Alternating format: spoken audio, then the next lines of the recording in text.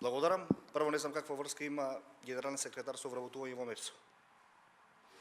Второ, Република Македонија има своји позитивни законски прописи, процедури, институциите на системот имаат своји критериуми, прописи и процедури интраорганизацијски кои што треба да се запасат при секој вработување, а дали се вработил некој член на СДСМ или не, тоа е прашање на општата јавност кое што не треба да биде од посебен интерес.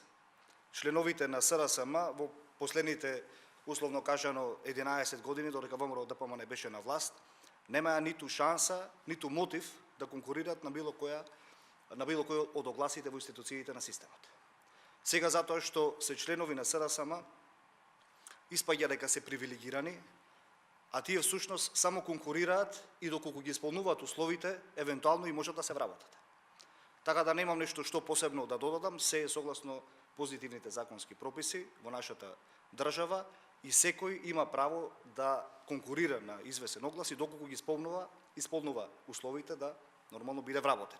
Никој не сме да биде привилегиран во нашето општество, но уште повеќе никој не сме да биде дискриминиран кон своите права.